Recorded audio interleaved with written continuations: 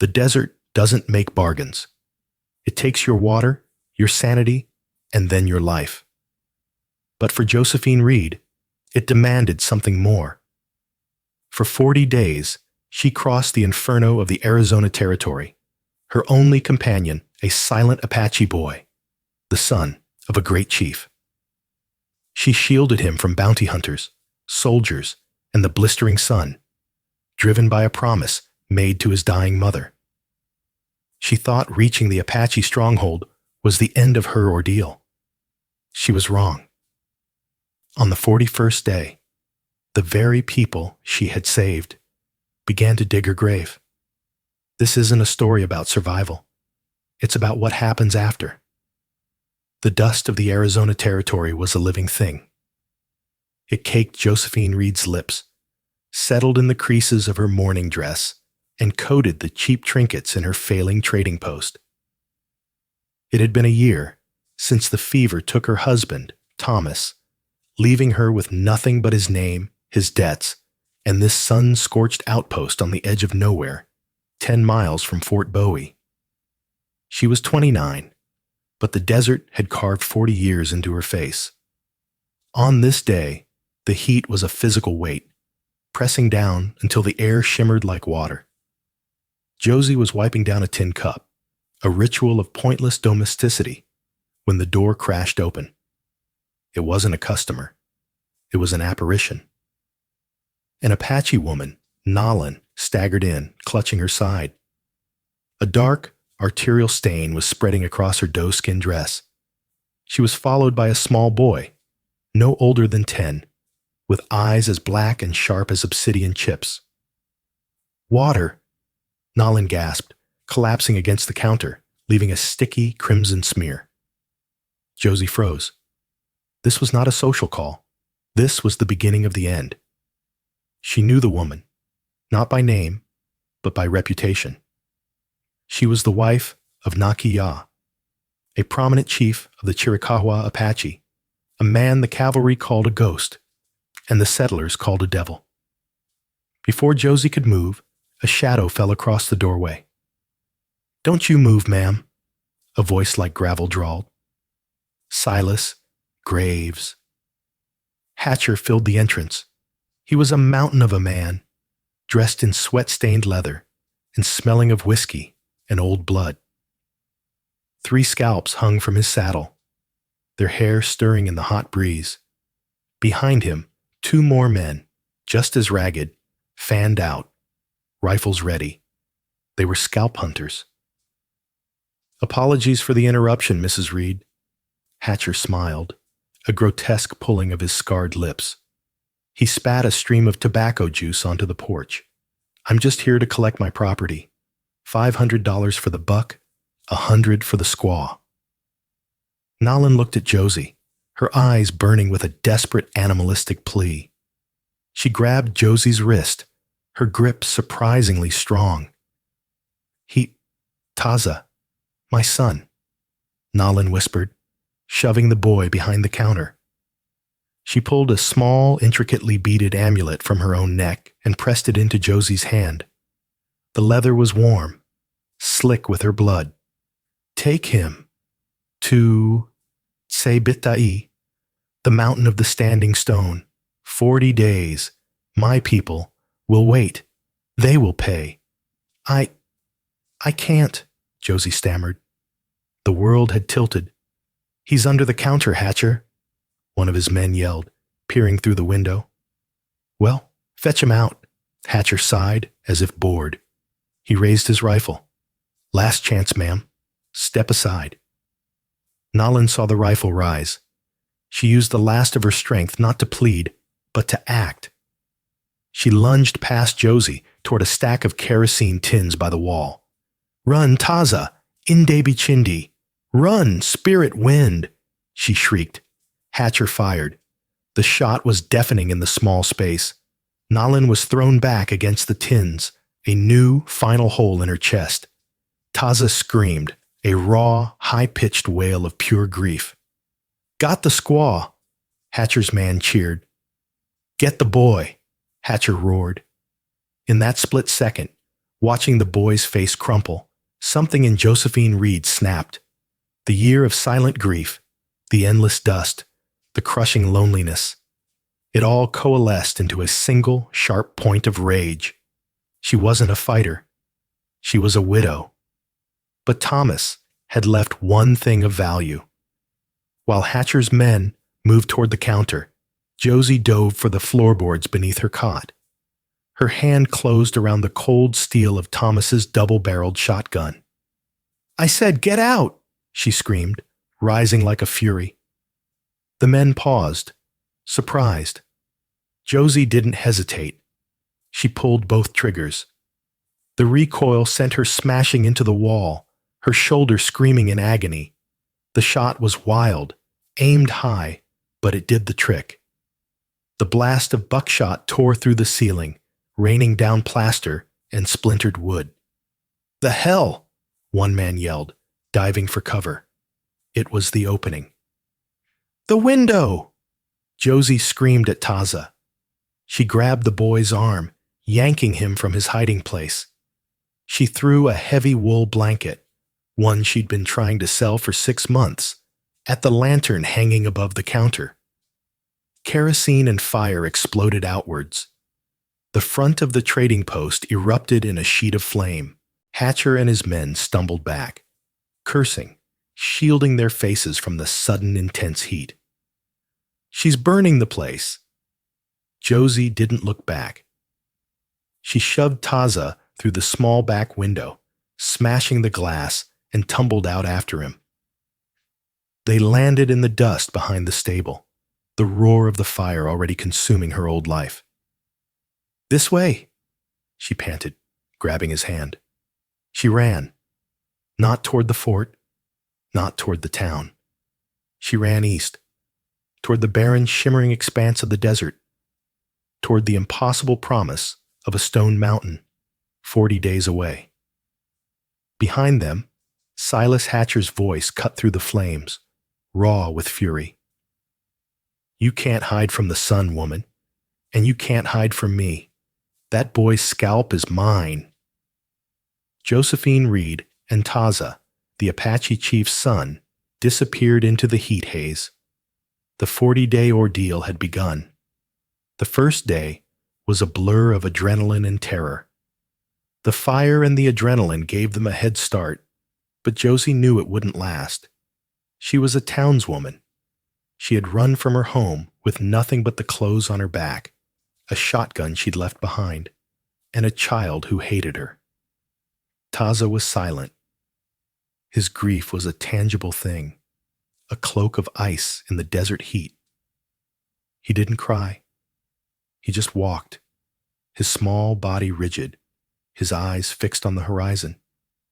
He had pulled his hand from hers the moment they were clear of the smoke, and now he walked a few paces ahead, as if he were the one leading her.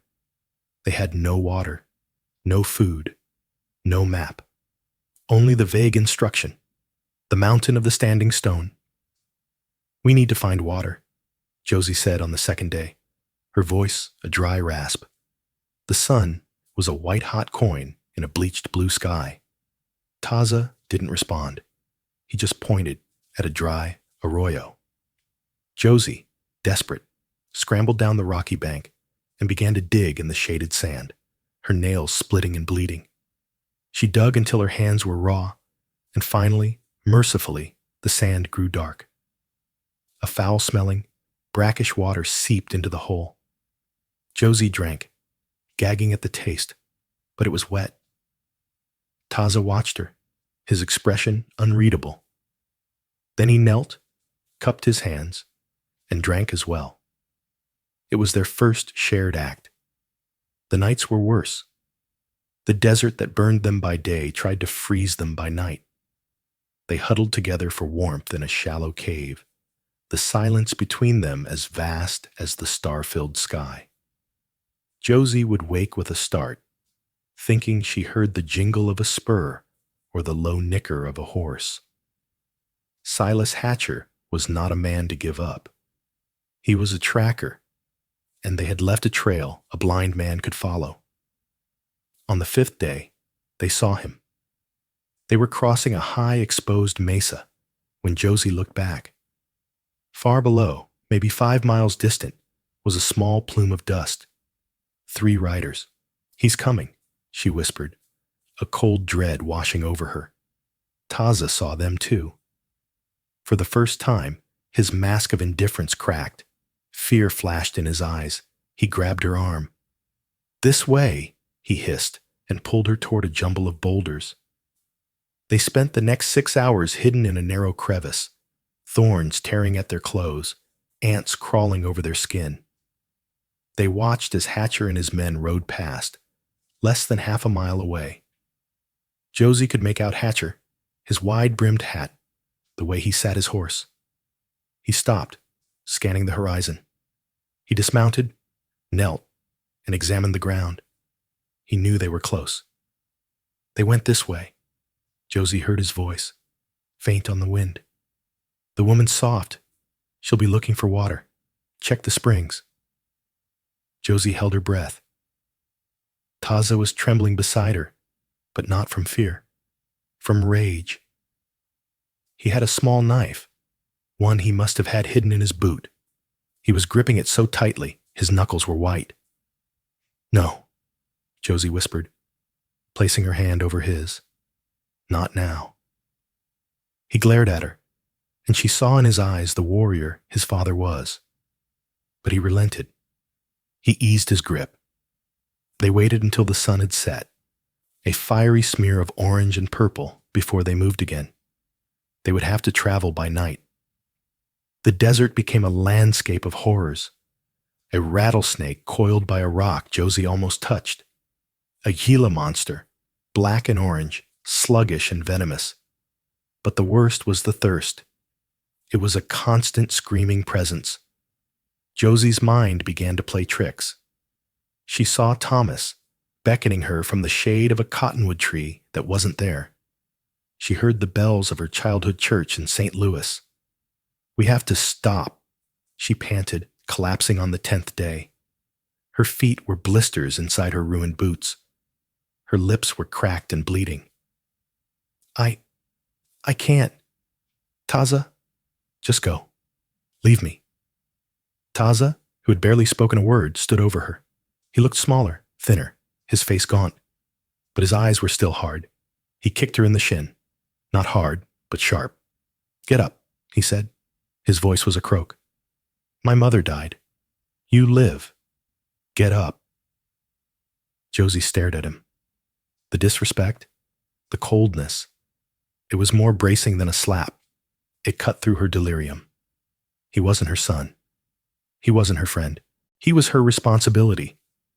The physical embodiment of a blood oath she'd been forced to take. She got up. She got up, and they walked. They walked past the point of exhaustion, into a new realm of shared suffering. Hatcher was still behind them. Sometimes they saw his fire in the distance, a malevolent orange eye in the darkness. He was toying with them. He knew the desert would do most of his work. He was just waiting to collect the prize. But he was underestimating them. He was underestimating the resilience of a widow with nothing left to lose, and the grim determination of a boy who had already lost everything. The desert's trial was designed to break them. Instead, it began to forge them. The next 2 weeks were a monotonous blur of pain, but within that pain, a language was born. It wasn't a language of words. It was the language of survival. Taza, despite his age, was a child of this land. Josie was a stranger in it. The power dynamic, so clear in the white world, was inverted here. She was the child. He was the adult. He taught her, not with kindness, but with blunt necessity. He would grab her hand and rub it against the rough bark of a mesquite tree. "Food," he'd grunt, pointing to the drying bean pods. He showed her how to find the water-filled pulp of a barrel cactus, hacking it open with his small knife. She, in turn, used her dress hem to strain the bitter liquid, making it palatable. She learned to read the land through his eyes, which rocks meant snakes, which birds meant water was near, which silence meant danger. He, in turn, began to see her as something other than a white woman. He saw her stubbornness. He saw her refuse to die. The turning point came on the 22nd day. They had found a small shaded oasis, a tiny spring surrounded by a few sickly palms. They thought, for a few hours, they were safe. Taza, exploring the edges of the spring, let out a sharp cry. Josie was there in an instant. He was clutching his leg, his face pale, not with fear, but with a shocked pain. A western diamondback, thick as Josie's arm, was coiled in the shade, its rattle a dry, menacing purr. 2 small puncture wounds were already swelling on his calf. Josie did not think. She acted. She shoved Taza to the ground, pulling her own small utility knife from a pocket Thomas had sewn for her. "Stay still," she commanded. She knelt, placed her mouth over the wound, and sucked. The metallic, bitter taste of venom and blood filled her mouth. She spat, sucked, and spat again, her mind racing. She remembered her father, a doctor back in Missouri, talking about snake bites. "It's a fool's errand, Josie, more likely to poison the both of you." But it was all she had. Taza watched her, his eyes wide, the pain making him shiver. When she'd done all she could, she tore a strip from her petticoat and bound the wound tightly. "You will be sick," she said, her voice shaking, "but you will not die. I will not let you." For 3 days, he was in a fever. He thrashed and moaned, speaking in his own tongue, calling for his mother, his father. Josie did not sleep. She bathed his head with the precious water. She held him when he shivered, and she stood guard with her knife when a coyote pack, smelling the sickness, grew too bold. She fought for his life with a ferocity that surprised her. This was no longer an abstract promise. This was her boy. On the 4th day, the fever broke. Taza woke, his eyes clear. He was weak, but he was alive. He stared at her for a long time. Josie was a wreck. Her hair was matted, her face burned and peeling, her dress in tatters. "You, Datlihiyi," he whispered. "What?" Josie asked, her throat raw. "It means, one who saves," he said. His English was halting, but clear. He had understood her all along. "You saved me, like the story of the coyote." "I don't know any stories, Taza," she said, offering him a sip of water. "My mother, Nalin, she told me. The white woman at the post. She said you were kind. She said you gave her sugar for me once. She was going to trade with you. That day. Before..." His voice broke. Josie's heart ached. The violence of that day had covered up a simple truth. Nalin had been coming to her as a friend, not just a fugitive. "Your mother was brave," Josie said, her own tears finally falling. "I am sorry I could not save her." "You saved me," he said, touching the amulet, which Josie had tied around her own neck for safekeeping. "The debt, it is yours now." "There is no debt, Taza.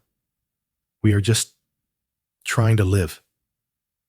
This fragile peace was shattered by the sound of a rifle shot echoing down the canyon. Hatcher. He was no longer toying with them. The shot was a message. "I'm here." Josie got Taza to his feet. "Can you walk?" He nodded, grimacing as he put weight on his leg. "I can." They fled the oasis, their one place of refuge, and plunged back into the arid, unforgiving wastes. But something had changed. They were no longer a woman and a boy. They were a team. Hatcher, however, was closing in, and they were running out of desert.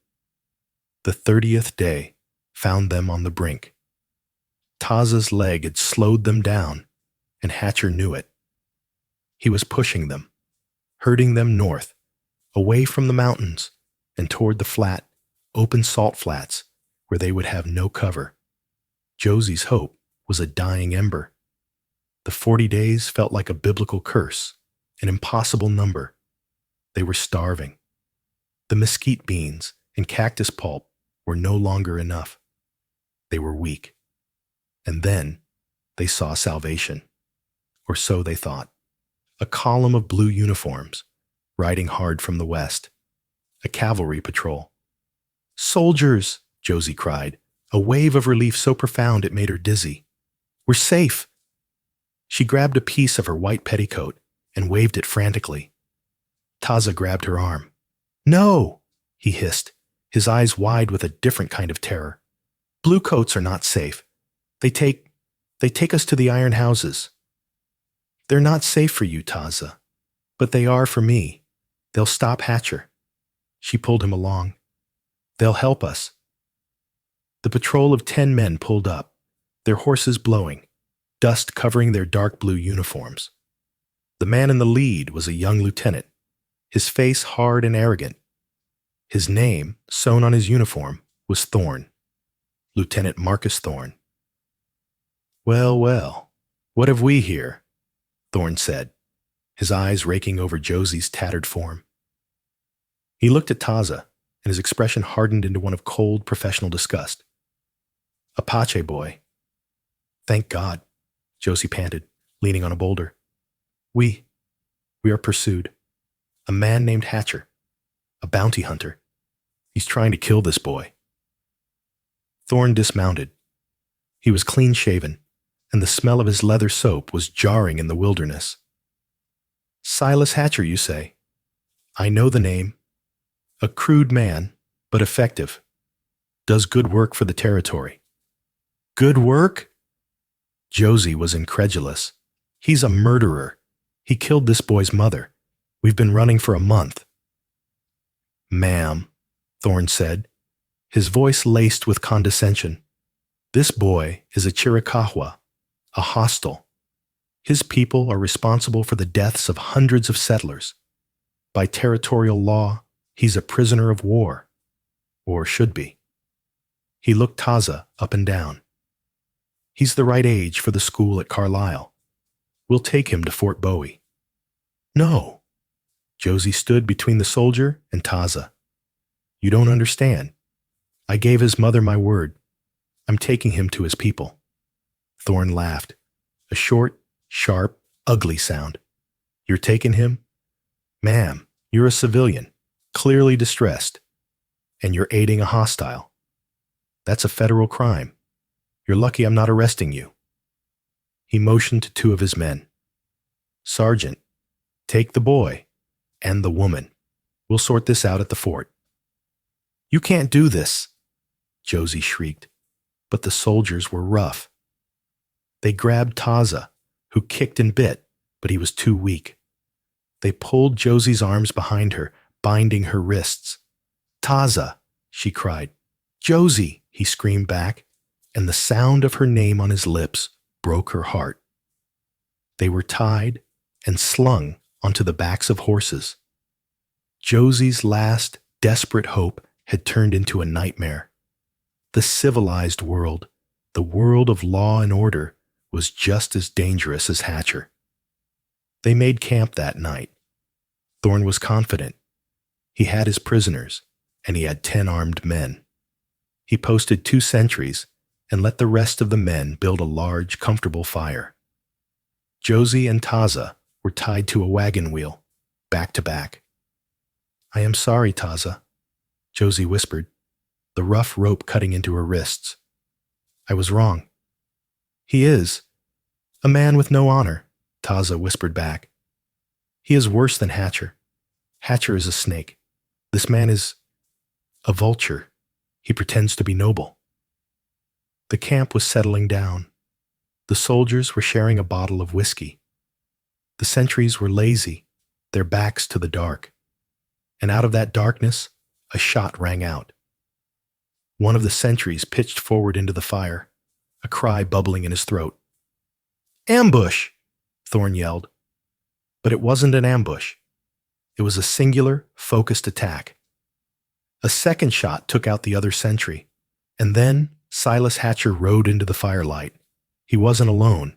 He had 4 men, but they looked like demons, their faces painted with soot and desperation. "Evening, Lieutenant," Hatcher bellowed, his rifle resting on his lap. "Seems you found my property." Thorne and his men had scrambled for cover, their rifles barking. "Hatcher, stand down. These are U.S. prisoners." "They ain't your prisoners, Thorne. They're my payday." Hatcher fired into the blue uniforms. "I'll take the boy, and I'll take your horses, and your scalps." Gunfire erupted. It was chaos. Men screaming, horses rearing. Josie saw her chance. In the confusion, a stray bullet had torn through the spokes of the wagon wheel, fraying the rope that held them. "Taza, pull!" she yelled. They strained against the ropes, the wood splintering. The rope gave way. They were free. "The horses!" Josie hissed. But Thorne saw them. He turned, his face a mask of rage, seeing his command being shot to pieces over a squaw and Apache. He raised his pistol. "You! Halt!" He fired at Josie. Taza did something she would never forget. He shoved her, hard, to the ground.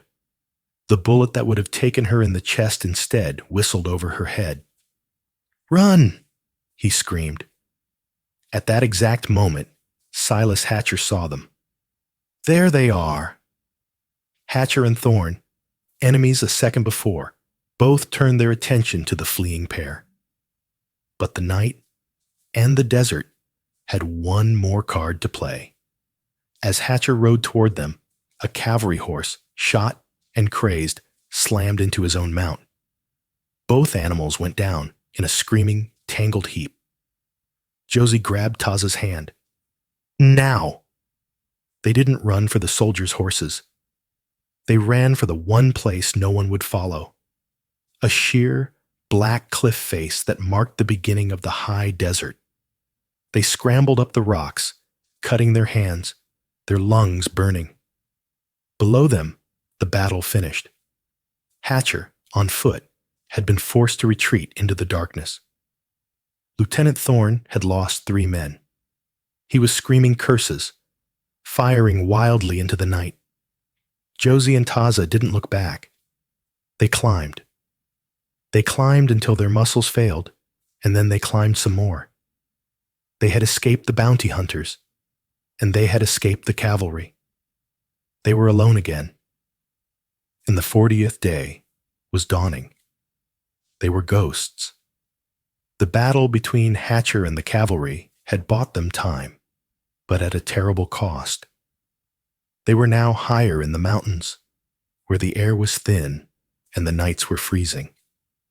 They had no food, and the water from melted snow was icy and thin. Taza's leg was bad.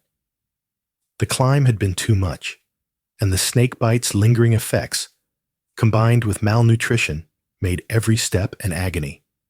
Josie was carrying him. She didn't know how. She was no longer a person. She was a promise. She was a set of legs, moving one in front of the other. The 40-day mark had passed. It was the 41st day, or maybe the 42nd. Time had ceased to have meaning. "We are here," Taza whispered, his voice weak. He was delirious, his head resting on her shoulder. "No, Taza," Josie panted, her own vision blurring. "There's nothing here, just rocks." "No. Se bit ai, the mountain of the standing stone. We are here." Josie stopped. She looked up. She had been so focused on her feet, on the next step, she hadn't seen it. They were in a high canyon, and looming above them, silhouetted against the pale morning sky, was a massive, solitary spire of rock. It looked like a winged sentinel, a stone finger pointing to God, the mountain of the standing stone. "We made it," she breathed. "Taza, we made it." He was unconscious.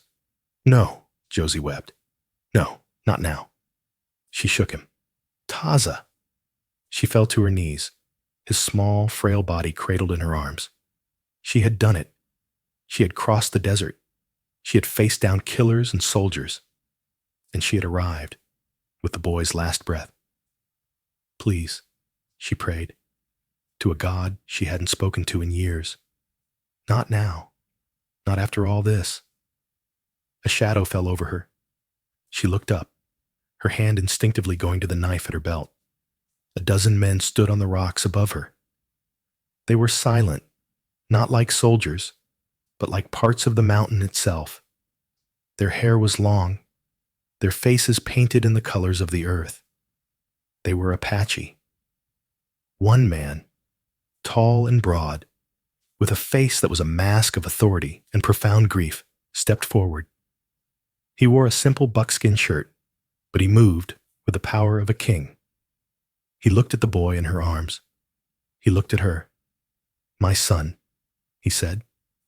His voice was not a question. Josie, on her knees, exhausted, simply nodded. He is. Taza. The man walked down the rocks and knelt in front of her. He gently, so gently, touched Taza's face. A single tear traced a line through the dust on his own cheek. He lives, the man said. He looked at Josie, his black eyes searching her very soul. You are the one from the trading post. My wife. Nalin. She told me to bring him, Josie whispered, her strength gone. She gave me this. She fumbled with the amulet around her neck, the one Nalin had given her. She held it out. The chief, Nakiya, took the amulet. He saw the bloodstains on it, his wife's blood, and he saw the worn leather of the thong, soaked with Josie's own sweat.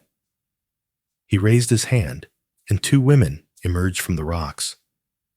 They took Taza from Josie's arms. A medicine man, his face a web of wrinkles, was already at the boy's side, opening a pouch of herbs. Josie tried to stand. Her legs buckled. She fell forward into darkness, but she didn't hit the ground. Strong arms caught her. She woke to the smell of stew and the feel of soft furs. She was in a wickiup, a domed Apache dwelling. Her wounds had been cleaned and dressed with a soothing herbal paste. Her tattered dress was gone, replaced by a simple, clean doeskin shift. A woman was there, offering her a bowl of hot broth. Josie drank, and the warmth spread through her. The first true warmth she'd felt in 40 days. Later, Nakiya entered. My son, Taza, he will live, the chief said. He spoke perfect, unaccented English, the kind learned in mission schools. This was a detail that stunned Josie. The snake poison. It was old, but the fever from the mountain, it was close. I am glad, Josie said. You have done the impossible, Nakiya said, sitting across from her. You have crossed the Despoblado, the uninhabited lands. You have eluded Hatcher. You have fought the Bluecoats. You have fulfilled the blood oath my wife placed upon you. He held up the amulet. She gave you this, a life debt. You have saved my lineage, my only son, the people. They do not know what to make of you. I am just a woman, Josie said. No, Nakiya said, his face unreadable. You are not. You are Datli Hiyi, the one who saves. You are a figure of power. He stood. Rest. Tomorrow, we will honor you. The entire tribe will honor the woman who saved the son of Nakiya. Josie slept. For the first time, she slept a deep, dreamless sleep. She was safe. The ordeal was over. She had done the impossible, and she was among friends. She was a hero. She could not have been more wrong. Josie awoke to the sounds of the camp. It was a clear, cold morning. The air was sharp, and the smell of juniper smoke was pleasant. She felt good. Her wounds were healing, her strength returning. A young woman brought her a breakfast of roast rabbit and corn cakes.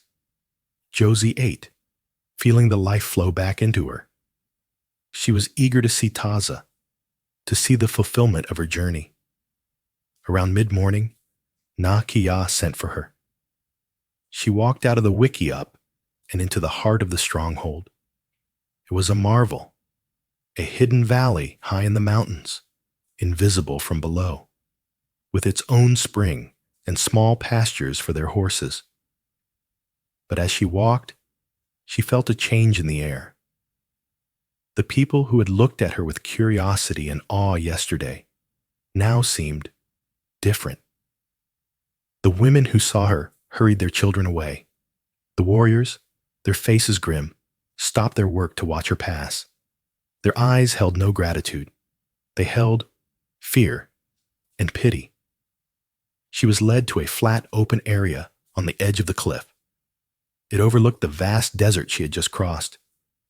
Na Kia was there, standing with the old medicine man she'd seen before. His name was Kli-Yi, snake-like. Taza was not present. And then she saw them. 2 young warriors. They were not preparing a feast. They were not training. They were digging. They were using pointed sticks in their hands to break up the hard, rocky soil. The hole they were digging was rectangular, about 6 feet long, 2 feet wide. It was a grave. A cold, sick dread, worse than anything she'd felt under Hatcher's pursuit, crawled up her spine. "Chief Na Kia," she said, her voice trembling. "What is this? Has someone died?" Na Kia turned to her. His face was a mask of stone, all warmth and gratitude from the night before gone, replaced by the grim necessity of his office. "It is the way," he said, his voice flat. "The way? I don't understand. Who is that for?" The medicine man, Kli-Yi, stepped forward. His voice was a dry rattle. "It is for you, Kli-Yi." Josie's blood ran cold. "For me? But I am alive. You said I would be honored." "And you are," Na Kia said. "You have saved the sun. You have preserved the bloodline of the Inde, the people. For this, we are in your debt forever. No honor is too great." "Then why are they digging my grave?" she shrieked, panic finally breaking through. "This is madness." "It is not madness," Kli-Yi said, his black eyes unblinking. "It is balance. You do not understand our world. You are not of it." "Explain it to me," she begged, looking at Na Kia. You speak my language. Make this make sense." Na Kia looked at the desert, his gaze distant. "My wife, Nalan. She was a great warrior, a strong woman. She walked into the desert, and she died." He turned back to Josie. "You, a Indalikati white person, a woman of the town. You walk into that same desert. You carry my son. You are hunted by Hatcher. You are captured by the bluecoats. You are bitten by no snakes. The sun does not burn your mind. For 40 days you walk in the land of spirits, and you do not die." I was lucky," Josie stammered. "There is no luck," Kli-Yi spat. "There is only power. You faced death, and death turned away. You are not a normal woman. You have made a pact. You carry Chindi." "Chindi?" "A ghost. A bad spirit," Na Kia translated, his voice heavy. "My people. They are a practical people, but they are also a spiritual one. They believe you survived because you have a bad medicine that is too strong. You saw my wife die. You saw our enemies. You found our hidden stronghold. You hold too many secrets, and you have too much power. You are an imbalance." "So what?" Josie cried. "You're just going to kill me?" "It is not a killing," Kli-Yi said, as if explaining to a child. "It is a ritual, a release. You saved the sun. Now, you must give your life to protect the father, to protect the people. Your spirit is too strong to be left to wander. It must be put to rest, with honor, so the Chindi does not turn on us." Josie stared, horrified. This was their honor. They weren't angry. They weren't hateful. They were afraid of her. Her survival was, to them, an unnatural and terrifying thing. She hadn't just brought Taza home. She had brought a curse. The hole was almost waist-deep. "Nakia, please," she begged, tears streaming down her face. "Taza. Where is Taza? He knows. He knows I am just a woman." "Taza is my son," the chief said, and his voice broke, just for a second. "He will be a chief. He must learn that the needs of the people outweigh the heart. He is being purified. He will not see this." The two warriors stopped digging. They climbed out of the grave and stood, their faces blank. "No," Josie whispered, backing away. "No. After everything. You can't. You can't." Two other warriors, who'd been standing by, stepped forward. They grabbed her arms. She struggled, but it was pointless. They were strong, and she was still weak. "I am not a spirit," she screamed, as they dragged her toward the open grave. "I am not a ghost. I am Josephine Reed. I am just a woman. I bled. I starved." Nakia turned his back. Klee-yi, the medicine man, began a low, chanting song. They were going to bury her alive. They dragged Josie to the edge of the freshly dug grave. The smell of the damp, turned earth filled her nostrils. It was the smell of finality. "Please," she sobbed, twisting in their grip. "Nakia, look at me. This is not honor. This is murder." The chief did not turn. His shoulders were rigid. Klee-yi's chant grew louder, a drone that seemed to vibrate in her very bones. "You are a white woman," the shaman said, his eyes closed. "You do not understand sacrifice. Your life, for the lives of the whole tribe. It is a good trade." "Taza! Taza!" she screamed, her voice cracking, and as if her cry had summoned the devil himself, a new voice cut through the air. "Well, ain't that a pretty sight?" The chanting stopped. The warriors froze. Josie's head snapped up. On the ridge above them, the one they had entered, stood Silas Graves Hatcher. He was not alone. He had 8 men, the remnants of his own group, and judging by their terrified faces, some new recruits he'd likely forced into service. He looked like a corpse. His face was horribly burned, a raw, weeping scar from where a soldier's rifle flash had caught him. But the most terrifying thing was what he had with him. Mounted on a tripod, its brass jacket gleaming in the sun, was a Gatling gun. "I followed the blue coat's tracks," Hatcher bellowed, his voice a ruined rasp. "And when I found what was left of 'em, I followed yours. You are hard to kill, woman. And you Paches, you are hard to find." Nakia had spun around, his face a mask of fury. His warriors were already moving, grabbing rifles, knocking arrows. But they were in a bowl, and Hatcher had the high ground. "I reckon you know how this works," Hatcher spat. "I don't just want the boy now. I want everything. Your horses, your women, and your scalps. But first, I want her. Send the woman out. She's the one who owes me." He meant Josie. In the sudden, shocked silence, the warriors holding Josie had loosened their grip. Nakia looked at Hatcher. He looked at his people, scrambling for cover. He looked at the grave. And he looked at Josie. His face was a storm of conflict. The Chindi, the ghost, had brought her enemies with her. His superstition was, in his mind, confirmed. "You see," Klee-yi whispered, his eyes wide with terror. "She has brought the Indaqua, white man's death wind." "Shut up," Nakia roared. He looked at Josie. This, this is your doing.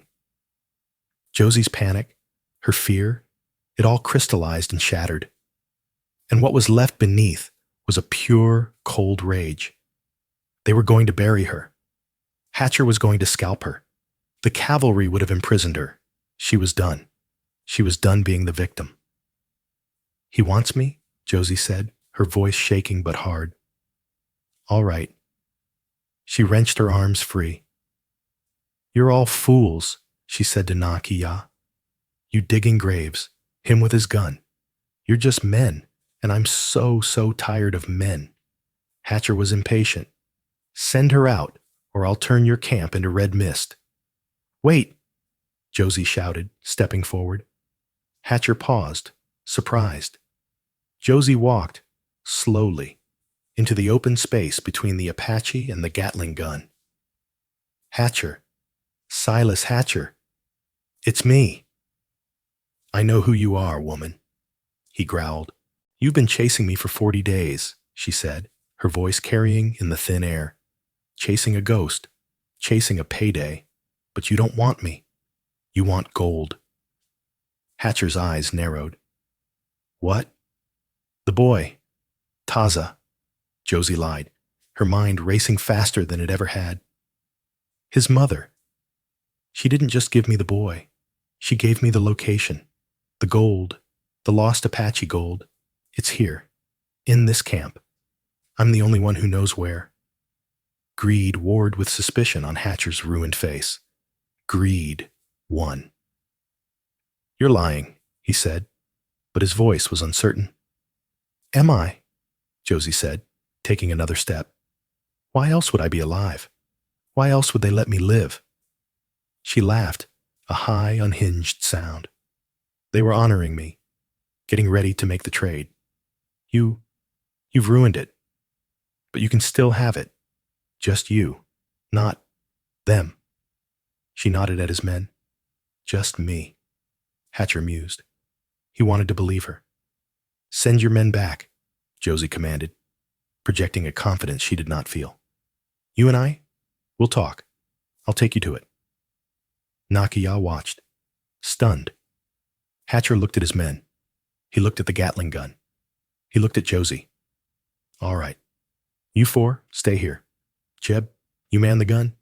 If anything moves, you mow him down. You, woman, you walk up here.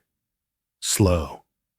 Josie began to walk, up the rocky incline, toward the man who had haunted her for over a month. She walked past the large central fire pit of the camp, where the morning's cooking was still smoldering. Without breaking stride, she bent down. Her hand closed not around a rock or a knife. It closed around a thick piece of mesquite, its end a glowing, red-hot coal. What's that for? Hatcher said, raising his rifle as she approached. It's a spirit stick, Josie said. A charm, to show you where the gold is. She was close now. 10 feet. 5. Silas, she said, her voice suddenly soft. What? He snapped, lowering his gun an inch. You've been chasing a ghost, she whispered. You should have known. Ghosts don't bleed. She lunged. She jammed the burning, white-hot end of the log straight into Hatcher's face, into the raw, weeping wound. He screamed, a high, inhuman wail, dropping his rifle, clawing at his face. Fire! Jeb! Fire! He shrieked. But Josie was already moving. Hatcher, like a fool, had a stick of dynamite tucked in his belt. She'd seen it. She grabbed the dynamite, lit the fuse from the same log, and shoved it hard into the ammunition box sitting right next to the Gatling gun. This is the only payment, she screamed. The man named Jeb, his mouth open, fumbled for the crank. Josie didn't run. She dove. She launched herself off the side of the ridge, tumbling 20 feet down into a thicket of scrub pine. The world went white. The explosion was titanic. The dynamite, the ammo box, the Gatling gun, they all went up in one, defining, deafening roar. The shockwave tore Hatcher and his men to pieces. The ridge they were on collapsed. Silence. Then, the Apache warriors, letting out a single, unified war cry, rushed from their cover to chase down the remaining, terrified bounty hunters who had been waiting below. Josie lay, broken and bruised, in the pine branches. She was bleeding. A piece of shrapnel, a brass casing from the gun, was embedded in her side. She looked up. Nakiya was standing over her. Taza was beside him, his face pale, having broken free from his guard. The chief looked at the blood spreading across her doeskin shift. He looked at the burning, destroyed ridge. Klee-yi, the medicine man, walked over. He knelt. He touched the blood on her side. He looked at his fingers, then at Josie. "She bleeds," he said, in profound religious disbelief. "She bleeds. She is a woman." Josie looked at Nakiya, a small, pained smile on her face. Tell your men to fill the grave. It's a bad day for digging." Nakiya stared at her. The ghost, the curse. She had just, in one single suicidal act of defiance, destroyed his greatest enemy and saved his entire tribe. He knelt. He looked at his son, Taza, who was already trying to stop Josie's bleeding. "The debt is paid," Nakiya said, his voice thick. "It is all paid." He looked at the sky. "The chindi is gone. Datli-hi-yi. Josephine Reed, you are not a ghost. You are Nde. You are the people." Josie did not die. The brass shrapnel was deep, and the wound festered. For another week, she hovered in the half-world between life and death. But this time, she was not alone in a cave. Klee-yi, the medicine man, now her most fervent protector, tended to her. He saw her survival as a different kind of miracle. Not one of bad medicine, but of a warrior's spirit given to her by Usin, the Apache creator. Taza never left her side. He held her hand, told her stories of his people, and fed her broth, just as she had done for him. He was her anchor. Nakiya was a constant presence. The chief would sit in her wickiup for hours, silent, simply watching. He was a proud man, and his world had been turned upside down. The woman he was prepared to sacrifice out of fear had become the savior of his people. When she was finally able to walk, leaning on Taza, she saw that the camp was changed. The grave, it was gone. Or rather, it was filled, and on top of it was a pile of stones. But it was not a grave marker. It was a monument. Resting on the stones was the warped, melted barrel of Hatcher's Gatling gun. "It is a monument," Nakiya said, coming to stand beside her, "to the day the spirits were proven wrong, to the woman who bleeds fire." Josephine Reed never left the mountain of the standing stone. She could not. Where would she go? To the civilized world that had left her a destitute widow?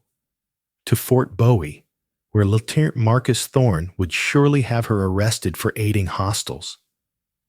Thorne, in fact, closed the case. His official report stated that Josephine Reed and the Apache boy she had abducted were presumed deceased in the desert, likely at the hands of the scalp hunter Silas Hatcher, who was also missing and presumed dead.